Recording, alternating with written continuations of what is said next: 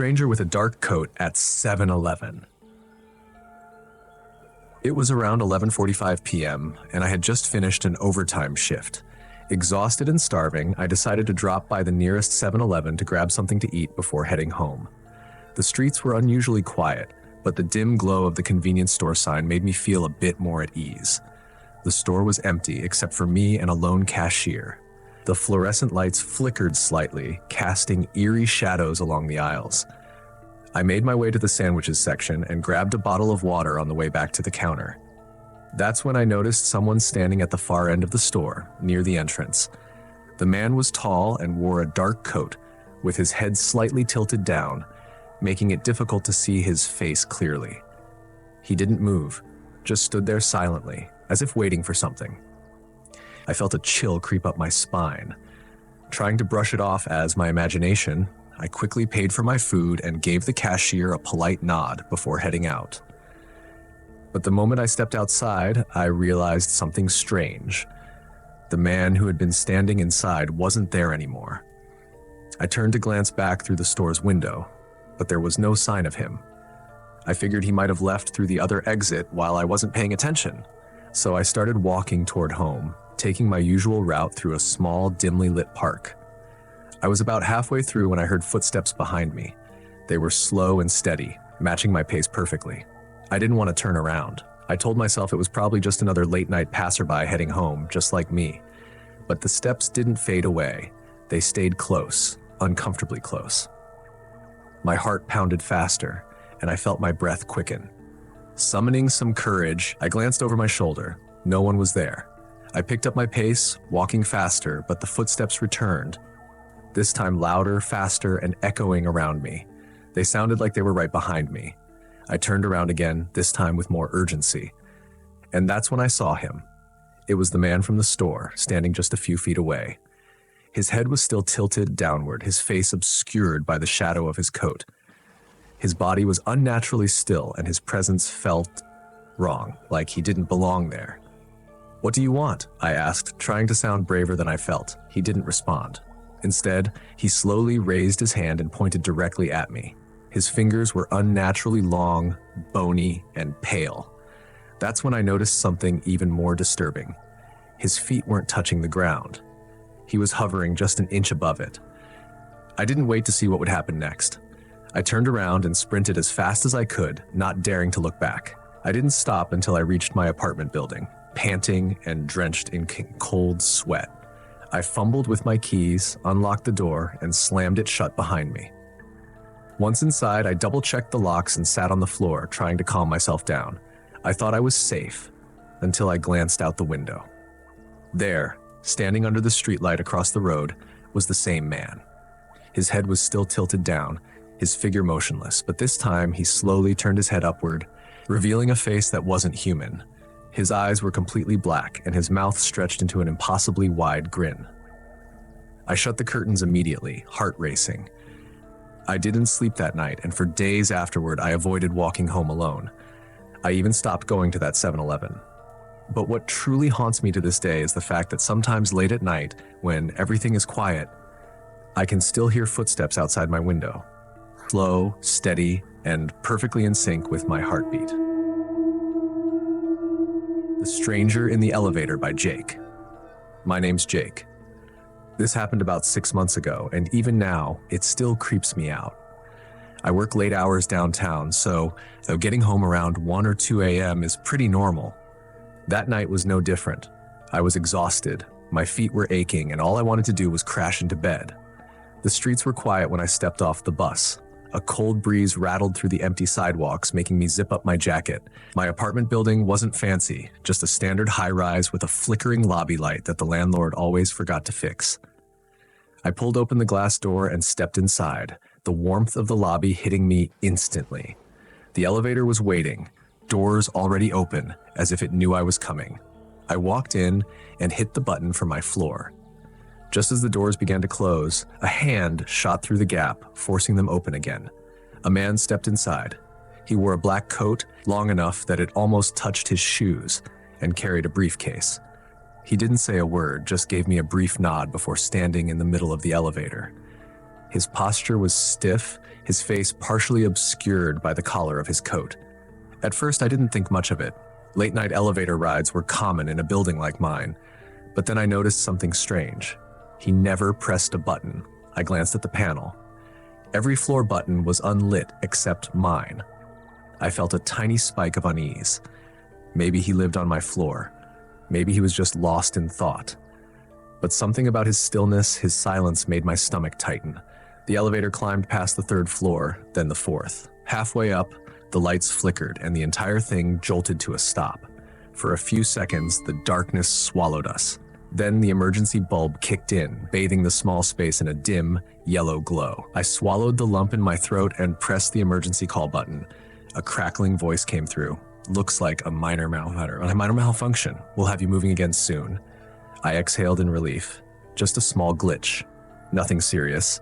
Then the man spoke for the first time. It's strange how things can stop working without warning, don't you think? His voice was low and even, like he was commenting on the weather. I forced a chuckle. Yeah, weird timing, huh? He didn't laugh. He didn't even move. He just kept staring straight ahead, his hands resting on the handle of his briefcase. The seconds stretched into minutes. The tiny elevator felt even smaller with him in it. The air seemed heavier. I could hear my own breathing, the faint hum of the emergency light, the occasional crackle from the intercom. I wanted to say something, anything, to break the silence, but the words wouldn't come. Finally, with a metallic groan, the elevator lurched back to life. The numbers on the panel flickered as we resumed our climb. My floor arrived and the doors slid open. I stepped out fast. Too fast. But I didn't care. I just wanted to be out of that elevator. As the doors began to close, I turned back for one last glance. The man was staring right at me. And this time, he was smiling. Not a friendly smile. Not a polite smile. It was something darker, something wrong. The kind of smile that sent a chill all the way down my spine. I hurried to my apartment, locking the door behind me. My hands were shaking. I didn't know why. It was just some guy, right? Just a weird, awkward elevator ride. But I couldn't shake the feeling that something was off. The next morning, I went to the building manager. Hey, I had a weird experience last night, I said, trying to keep my voice casual. Some guy in a black coat was in the elevator with me when it broke down. Just wondering if he lives here? The manager frowned. What apartment number? I hesitated. Well, that's the thing. He didn't press a floor, he just stood there. I thought maybe he was going to mine, but... The manager gave me a strange look, then turned to his monitor. Let me check the footage. I watched over his shoulder as the grainy black and white security footage played back the night before. I saw myself walking into the elevator. I saw the doors start to close, but no one else was there. The doors didn't reopen. No one stepped inside. I watched as the footage showed me standing in the elevator alone. The lights flickered, the elevator stopped, and I just stood there. Talking to no one. The hairs on my arms stood on end. The manager turned to me, his expression puzzled. Jake, you were alone in that elevator last night. I didn't know what to say. I didn't know what to think. All I knew was that I had felt him there. I had seen him smile, and somehow he had been real. The Stranger by Claire. Hey, I'm Claire, and I want to tell you about something that happened a few months ago. I was coming back home late one evening after visiting a friend. It was around 11:30 p.m., and the train station was practically empty. That alone gave me the creeps. As I stepped off the train, the cool night air hit me, and I could hear the faint rustle of leaves in the distance. I pulled my coat tighter around me and started walking toward my apartment, which was about a 15-minute walk from the station. At first, it was just the usual late-night quiet, streetlights flickering, the occasional sound of a car in the distance. But as I walked through a particularly dim stretch of the road, I noticed something strange. A man standing on the corner, completely still, just watching me. I tried not to panic. My neighborhood is generally safe, and it's not unusual to see people out late. Still, there was something about him that made me uneasy. He was too still, like he was waiting for something or someone. I crossed to the other side of the street, hoping to avoid him. As I did, I glanced over my shoulder, and that's when I noticed.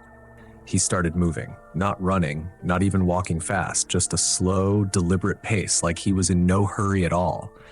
But he was definitely following me. My heart started racing. I didn't want to run and make a scene, so I quickened my pace, hoping I could lose him by taking a few random turns. The streets in this area are a bit of a maze, with lots of alleys and side streets. I figured if I turned enough corners, I could shake him off. But every time I turned around, there he was, always the same distance behind me, always walking at the same pace. I finally spotted a 24-hour convenience store at the end of the block. I practically sprinted toward it, my heart pounding in my chest. I burst through the door, startling the cashier, and tried to act normal as I pretended to browse the shelves. After a few minutes, I peeked outside. He was gone. I felt a wave of relief wash over me. Maybe he was just some guy out for a late-night walk and I'd overreacted. I stayed in the store for another 5 minutes, just to be sure, and then headed back outside. The streets were quiet again, and I didn't see anyone around. This time, I stuck to the main road where the streetlights were brighter. I was about 3 blocks from my apartment when I heard it, footsteps behind me, slow, steady. I didn't want to look back, but I couldn't help myself. When I did, my stomach dropped. It was him. Same man, same pace. He must have been waiting for me to leave the store. Now I was fully panicked. I didn't care about making a scene anymore. I broke into a run, my breath coming in short gasps as I sprinted down the street.